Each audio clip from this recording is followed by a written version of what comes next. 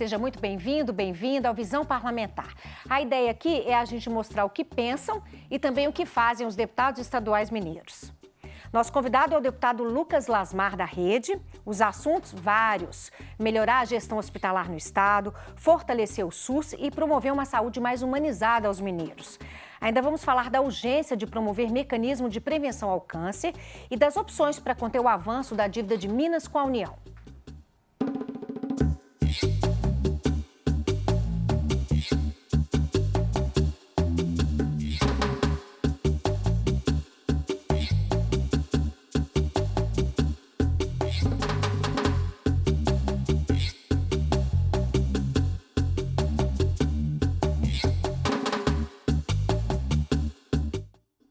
Deputado, obrigada pela presença, ter aceitado o convite aqui para a gente bater um papo sobre como que está o andamento aí das suas funções aqui como deputado. A gente vai começar falando que o senhor foi secretário de Saúde em Oliveira, no centro-oeste do estado, de 2017 a 2022. Saiu para se candidatar, foi muito bem sucedido aí nessa empreitada. E uma das funções do seu mandato seria o fortalecimento do SUS e também melhorar a gestão dos hospitais. O senhor já pediu uma série de requerimentos de informações do governo sobre o orçamento, sobre o fluxo de caixa para os hospitais. Eu pergunto para o senhor, isso também já é um indicativo de que como o senhor vai saber, entender direito como é que estão as contas em relação aos hospitais? Com certeza. Como eu fui secretário municipal de saúde de Oliveira, eu estive à frente da secretaria há 5 anos. Conhecia o fluxo do SUS, né, desde a Secretaria Municipal de Saúde, a Superintendência, a Secretaria de Estado, o Ministério, onde a gente conseguiu habilitar vários serviços em Oliveira. Levamos ressonância magnética, mamógrafo digital, hemodiálise, alta complexidade de neurocirurgia, cirurgia de coluna. O SER, que atende as pessoas com deficiência física e intelectual, que a gente colocou na APAI para administrar. Isso me deu um norte aqui dentro da Assembleia, para saber. Quem esteve na ponta sabe muito bem como é a dificuldade de todos os gestores municipais. E eu quero fazer essa discussão no Estado, porque eu vejo sempre um discurso de que falta dinheiro. Na verdade, está faltando a gestão. Claro que nós temos que melhorar a tabela SUS, mas tem muitos hospitais que recebem incentivos financeiros da Secretaria de Estado de Saúde que fazem essa complementação. Um exemplo, tem um hospital que recebe quase 4, 5 tabelas SUS com os incentivos, e que são ineficientes. Por que isso? Porque não tem gestão adequada, né? Sim, e tem hospitais que recebem incentivos menores, como se fosse 2 tabelas SUS, e produzem mais do que esses hospitais que recebem 4 tabelas SUS. Na maioria das vezes, essas distribuições são por indicações políticas, e é isso que a gente precisa discutir. Como está a eficiência, os gastos dentro dos hospitais, onde a gente vê que o hospital recebe 10 milhões de reais e faz 200 cirurgias. E tem hospital que recebe 5 milhões de reais e opera 250 pessoas. Então, eu acho que esse é um assunto que é muito difícil da própria Secretaria de Estado fazer, principalmente por ter que ter uma harmonia com os deputados. E a gente quer fazer isso, quero fazer e vou fazer isso dentro da Comissão de Saúde, onde a gente precisa levantar os hospitais ineficientes. Um exemplo que a gente aconteceu agora recentemente no Centro-Oeste. Um hospital anunciou o fechamento do recebimento de novos pacientes por questões financeiras, quebrou. Agora o governo liberou 6 milhões de reais para fazer reestruturar o hospital e retomar. Concordo que é um hospital importante para a Macro-Oeste, mas nós estamos beneficiando os ineficientes. Os que estão com certidões positivas, sem nenhuma dívida, na verdade negativas, sem nenhuma dívida, não recebem recursos. Só é investido recursos nos hospitais que estão passando por dificuldade financeira. Perfeito. Ainda sobre essa questão de saúde, a gente tem um dado aqui do Instituto Nacional do Câncer de que a principal causa de morte em 10% das cidades brasileiras é o câncer. Os principais são câncer de mama, câncer de próstata e de reto. A gente sabe, né, de acordo com os médicos, de que são tipos de doenças que, se forem diagnosticadas antes, né, com bastante tempo, isso dá uma vida, dá uma sobrevida, salva a vida dos pacientes na maioria das vezes, né? O senhor chegou a fazer algumas visitas, e a gente vai mostrar aqui no telão algumas imagens, tentando fazer um diagnóstico da questão do tratamento oncológico no interior, que é muito carente, né? Eu queria que o senhor comentasse para a gente as visitas, como é que foi isso? Realmente há muita carência? Com certeza. Eu falo que, volto a reforçar a questão da administração do dinheiro público. Nós temos hoje hospitais ineficientes e que são habilitados pelo governo estadual e federal para servir aquele serviço, por exemplo, de oncologia. Somente ele pode fazer aquele serviço, às vezes na macro-região. E aí a gente vê que a prevenção ela está deixando de ser o principal norte das causas políticas na saúde pública. E é o mais barato, por exemplo. Hoje uma mamografia no privado fica em torno de R$180. Se a gente fizer em larga escala, fazer um serviço específico para isso, a gente consegue cair para menos de R$100. Se a gente não identificar precocemente o câncer de mama através da mamografia e de um ultrassom, a mulher tem que ir para uma consulta dentro de um hospital oncológico, que deve ser em torno de R$60, uma cirurgia, uma consulta. Aí nós vamos para a cirurgia, é o primeiro passo para a gente tentar fazer a retirada do tumor e que não haja... Aí esses 100 já se transformaram em muito mais, né? A cirurgia vai chegar em torno de R$3 a R$4.000, tabela SUS. Não deu certo a cirurgia, vamos para a quimioterapia, que é o primeiro passo. 10 sessões. Cada quimioterapia é R$1.600, tabela SUS. Nós já estamos falando aí só de 10 sessões, R$16.000. Nós estamos falando de uma radioterapia, em torno de R$2.500, tabela SUS. Nós vamos fechar um tratamento do câncer de mama numa média de R$30 a R$50.000. E aí a gente ainda tem que fazer a reconstrução da mama, está na lei, é obrigação. Por que nós estamos gastando R$60.000, sendo que esses R$60.000 poderiam ser espalhados mamografistas pelo estado inteiro? Como garantir, então, esses mecanismos de implantação desses mamógrafos nas cidades pequenas, né? Em Oliveira, por exemplo, já tem um mamógrafo, né? Mamógrafo. O que mudou na vida das mulheres? Lá em Oliveira, o primeiro passo foi identificar quais eram os principais óbitos. A gente identificou o câncer de mama, nós compramos um mamógrafo digital de última geração, colocamos no hospital filantrópico, e antes as mulheres tinham que andar em torno de 70 quilômetros, numa van, no ônibus às vezes, para ir fazer a mamografia, sair da sua cidade, abandonar o lar, deixar de levar a criança na escola, deixar de trabalhar para fazer um exame preventivo. E na maioria das vezes, eu não estou sentindo nada, então eu posso deixar isso de forma secundária, porque aconteceu um imprevisto, eu não vou no exame. E aí, a gente viu o número de casos graves na cidade ser contínuo. Quando chegou o mamógrafo, a gente começou a marcar as mamografias de segunda a segunda. Perfeito. Não tem desculpa para fazer o exame. Não tem desculpa. Né? Eu não posso de manhã e de tarde, então faz à noite. Eu não posso dia de semana, faz no final de semana. Então a gente conseguiu fazer essa flexibilidade e trazer essa segurança para a mulher. Um exame básico e que traz uma gestão do gasto público de uma forma mais eficiente. Nós estamos falando isso da parte política, mas nós temos que falar da vida. Hoje, perder uma mulher na sociedade é muito triste, porque ela é o pilar da sociedade e o pilar de uma família. Como que nós vamos, gestores municipais de saúde e de Estado e do governo federal, permitir que a gente perde um pilar da sociedade por causa de um exame de R$100? Por causa de uma ineficiência, né, que pode ser facilmente sanada. E, na verdade, nós temos todos os indicadores.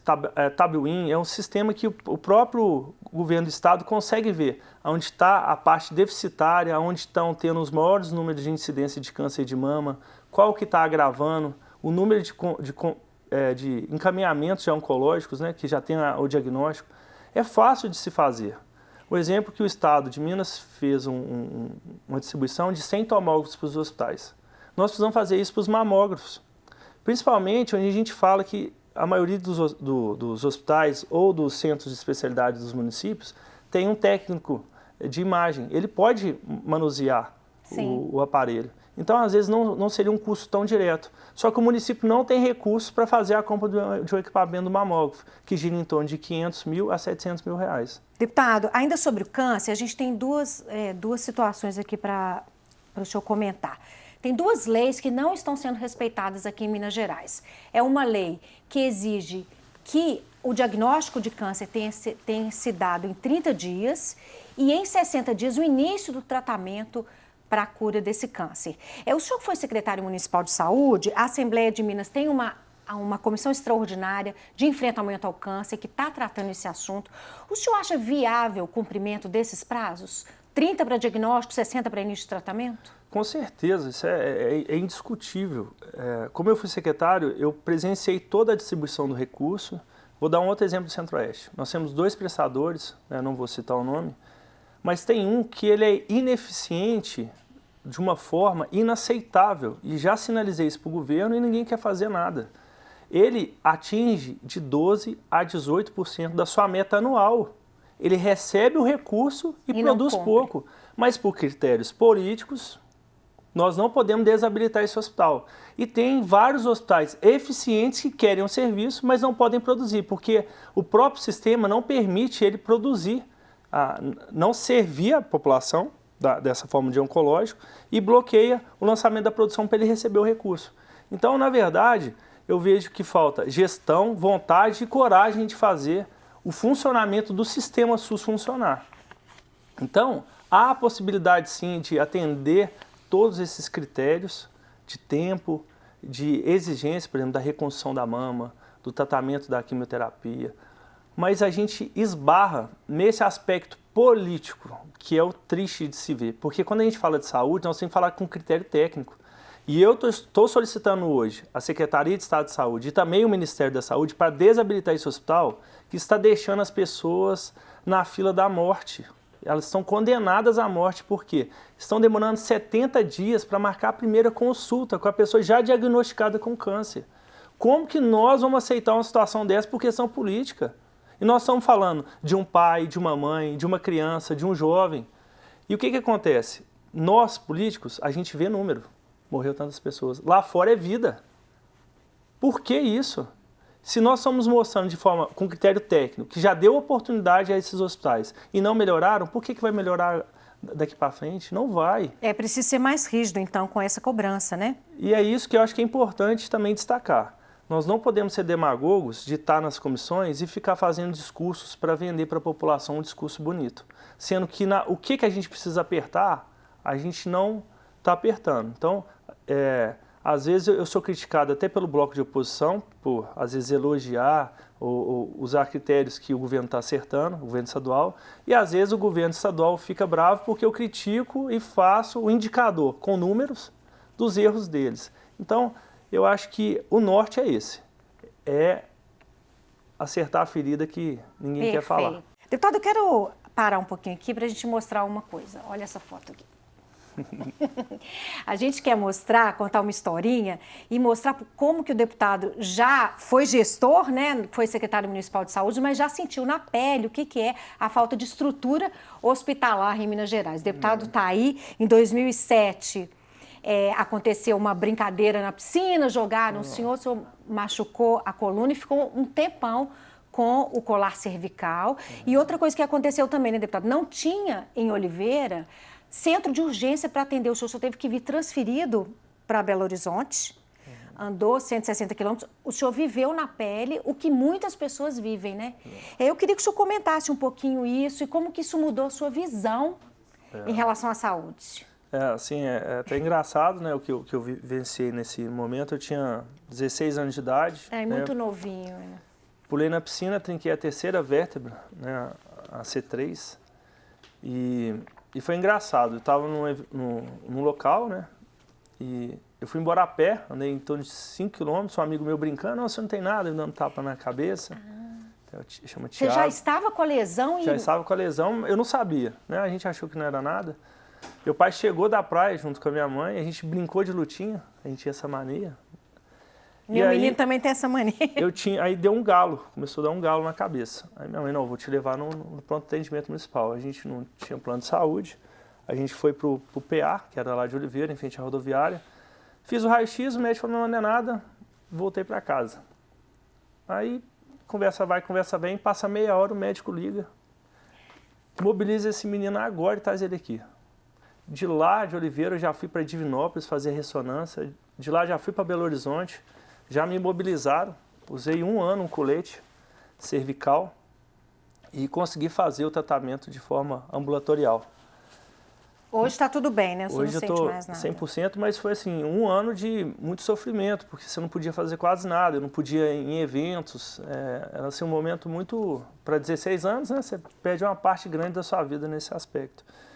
E a gente se tornar secretário municipal de saúde, né, e levar uma ressonância magnética, que eu tive que usar, que a gente oferece pelo SUS para toda a população de Oliveira e toda a região, e comprar o aparelho que permitiu a gente fazer cirurgia de coluna pelo SUS, assim, eu acho que é bem marcante para, né, para um jovem que sofreu e agora a nossa população não precisa mais ser transferida e está na ponta ali a médicos com plantão 24 horas, com neurocirurgiões, com a ressonância magnética. Hoje a gente também tem uma hemodinâmica, a gente faz cateterismo para a população. Uma bênção, né, para a população. Infelizmente, o senhor passou por isso, né, mas, viveu na pele isso, mas já ter esse tratamento para as pessoas lá já é uma coisa muito boa.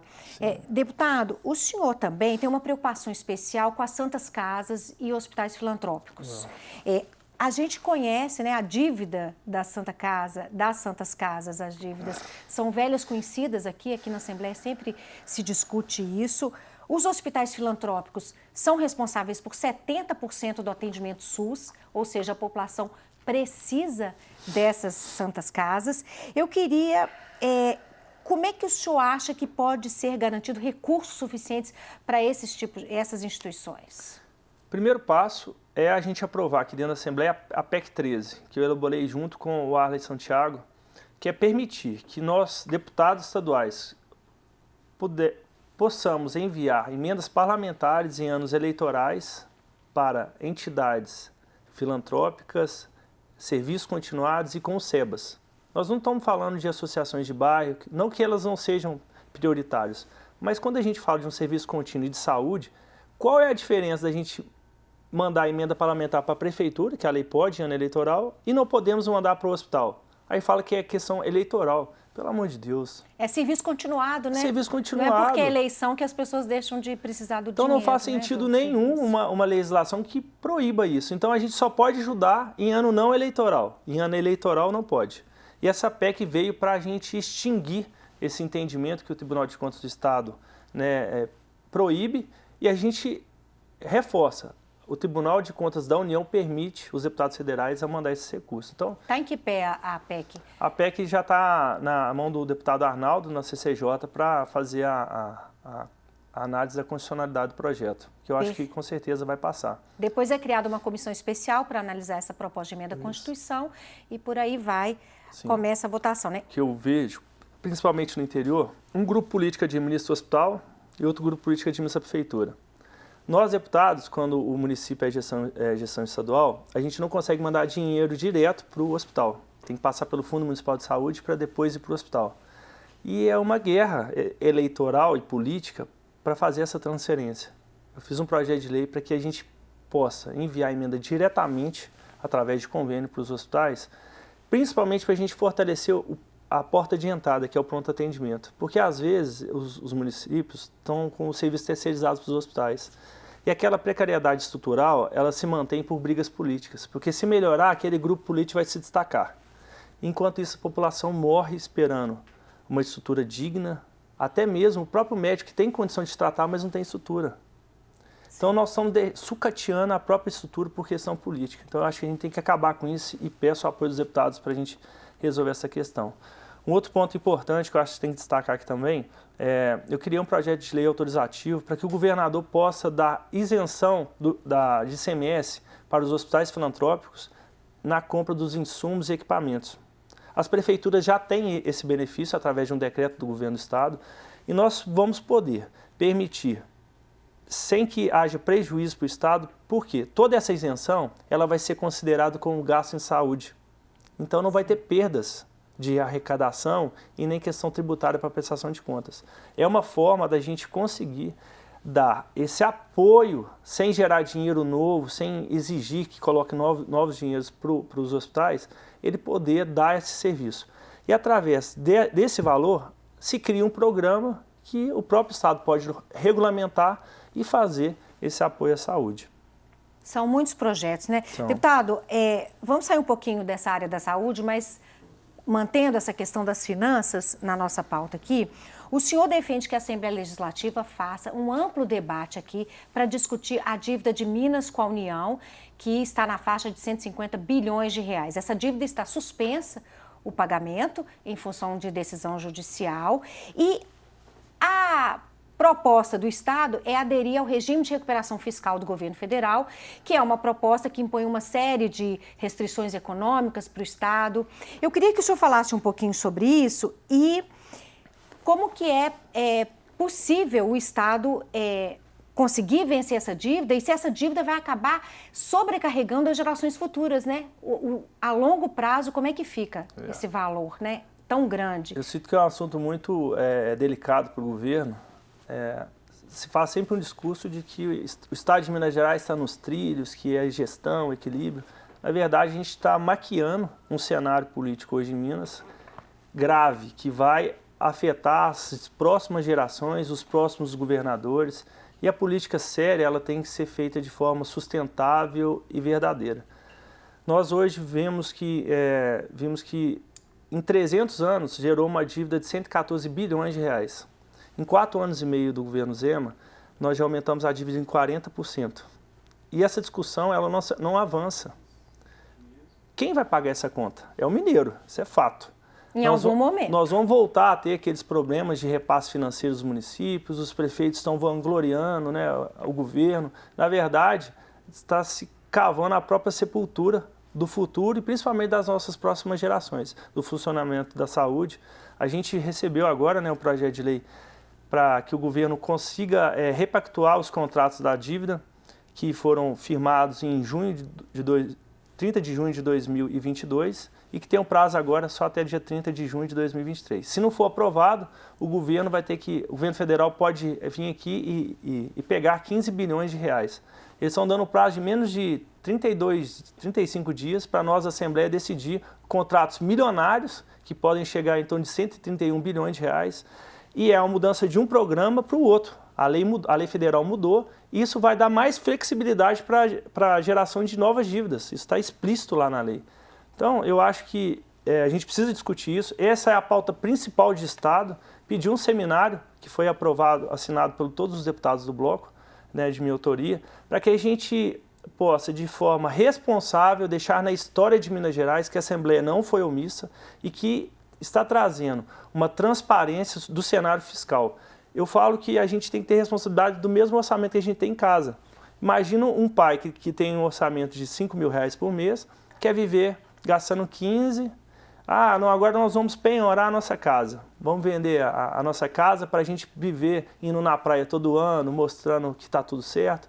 Mas uma hora a conta vai chegar. E o Estado de Minas Gerais está escrito. Essa conta vai chegar. Espero que a gente consiga resolver isso o mais rápido possível. Pois é. Existiu alguma mudança nos critérios de negociação da dívida com a mudança da saída do governo Bolsonaro e a entrada do governo Lula?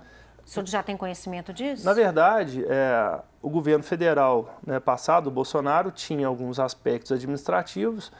Vai ter um novo, agora com o novo governo federal do Lula. Eu não sei qual vai ser esse critério, mas nós já estamos vendo que o governo estadual está protelando a adesão do regime de recuperação fiscal. Ele mandou esse projeto de lei que é para a gente dar autonomia para ele repactuar os contratos que vêm de dívidas de muitos anos atrás. Agora, eu acho que o governo estadual tem uma responsabilidade muito grande para fazer essa construção de forma harmônica que seja interessante tanto para o governo do estado, que é o que eu vou lutar, que tem que ser mais interessante para nós do que para o próprio governo federal.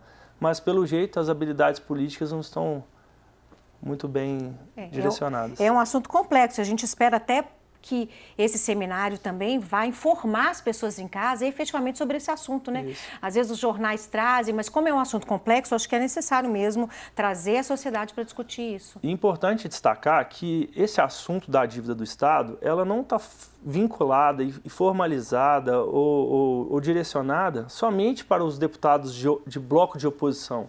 Na verdade, isso é responsabilidade de todos os deputados, de esquerda, centro, de direita.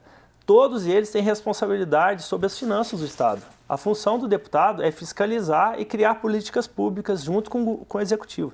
Tem que ter essa harmonia. Mas a forma como está, quando eu falo sobre essa dívida, eu vejo que existe uma retaliação. O Lucas é oposição. Não, o Lucas é um cara que foi eleito pela população e que tem que fazer o que está escrito na formação do nosso cargo de deputado, que é fiscalizar e dar o norte para a população. O que o senhor pensa a respeito das privatizações, que é uma das alternativas, né? Uma das exigências do regime de recuperação fiscal seria privatizações de algumas empresas, pelo menos o que foi tratado inicialmente com o governo Bolsonaro. O que o senhor pensa a respeito disso, sendo oposição? Analisando o aspecto político, né, o governo federal anterior tinha esse critério de privatização. O Lula, né, o governo Lula não tem esse norte de gestão. Então, o acordo vai ter que ser feito.